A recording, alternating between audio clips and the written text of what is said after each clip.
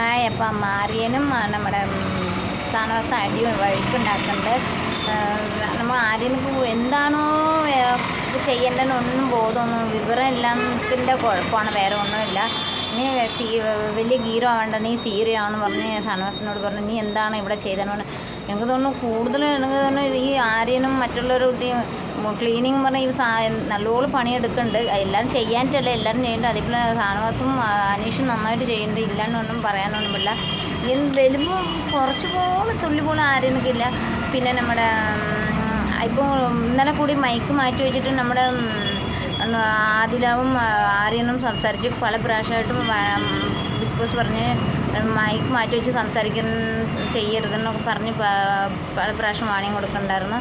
അപ്പോൾ എനിക്ക് തോന്നുന്നു അതിലേക്ക് ഒരു ഇച്ചിരി ഒരു പൊടിക്ക് കൂടുതലുണ്ടോയെന്ന് തോന്നുന്നു. എന്നെക്കുറിച്ച് എല്ലാവരും ഇങ്ങനെ പറഞ്ഞല്ലോ, അതിൻ്റെ ആണോ എന്നറിയില്ല. പുള്ളിക്ക് ഒരു ഇച്ചിരി കൂടുതലുണ്ട്, ഓവറായിട്ടുണ്ട്. പിന്നെ എല്ലാവരും കുഴപ്പമില്ലാണ്ട് ചെയ്യുന്നു. പിന്നെ എനിക്ക് തോന്നുന്നു ഭയങ്കര ബോറാണ് ഈ വർഷത്തെ ഈ ഹോട്ടൽ ടാസ്ക്. അത് കാരണം തോന്നുന്നു ഇത് ഇപ്പം ലൈവിൽ കിടന്നിട്ട് അവർ സ്റ്റാറാണ് കൊടുക്കണേ.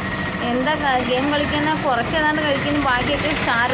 എനിക്ക് തോന്നുന്നു ബിഗ് ബോസ് തന്നെ മടുത്ത്. എന്നാൽ സ്റ്റാറെങ്കിലും കൊടുത്ത് ഏതെങ്കിലും അടി ഉണ്ടാവട്ടെ എന്ന് ഓർത്തിട്ട് ആർക്കും തോന്നുന്നു ഇടയ്ക്കിടയ്ക്ക് ബിഗ് ബോസ് വിളിച്ച് സ്റ്റാർ കൊടുക്കണം. എന്ത് ചെയ്തെന്ന് ചോദിച്ചാൽ എന്ത് ചെയ്തെന്ന് അറിയില്ല. റിയാസ് വന്നിട്ടുണ്ട്. വന്ന ഉടനെ കുറച്ച് ലക്ഷ്മിയും ചൊരിഞ്ഞു, കുറച്ച് അനുമോളിയും ചൊരിഞ്ഞു. പിന്നെ ടാക്സിൽ വന്നപ്പം വരാണ്ട് പറഞ്ഞു. പിന്നെ അനുമോളുടെ കാര്യം മാത്രമല്ല ടാക്സിയിൽ വരുമ്പോൾ ഇത് പറയുന്നത്, വേറെ ആരുടെ കാര്യം പറയാറൊന്നുമില്ല.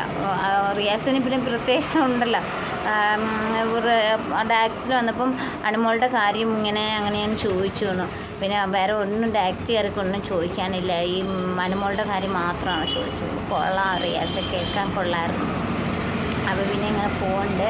പിന്നെ ആര്യനെ മറ്റേ ഓണിയൻ ഏതാണ്ട് ഭക്ഷണം ഉണ്ടാക്കി എടുക്കുമ്പോൾ അതിനകത്ത് ഉപ്പ് വാരി ഇടുന്നത് ഒക്കെ പോറായിട്ട് പോകുന്നുണ്ട്. പിന്നെ ലാലേട്ടൻ്റെ ഒരു പ്രൊമോ വന്നിട്ടുണ്ട്, അർഹതപ്പെട്ടവർക്ക് വോട്ട് ചെയ്യാനാണ്. എനിക്ക് തോന്നുന്നു അവിടെ അർഹതപ്പെട്ടവരിനെ ഇപ്പം ലക്ഷ്മി അങ്ങനെ പറഞ്ഞിട്ട് എല്ലാവരും ഇപ്പോൾ ആ പുള്ളിക്കാരി കയറി വന്നിട്ടുണ്ട്. നന്നായിട്ട് ആവശ്യത്തിന് ഗെയിം കളിക്കുന്നുണ്ട്, എല്ലാവരും ഗെയിം കളിക്കുന്നുണ്ട്. പക്ഷേ ഗെയിം കളിക്കാത്തവർ അവിടെ നിന്നിട്ട് എന്താ കാര്യം? കുറച്ച് പേരൊക്കെ ഉണ്ടല്ലോ ഗെയിം കളിക്കാണ്ട് ചുമ്മാ വെറുതെ ഇത്രയും നാളെ അവിടെ നിൽക്കുകയാണ്. അവർക്ക് വോട്ടിടേണ്ട കാര്യമുണ്ടോ? ഇല്ലേ?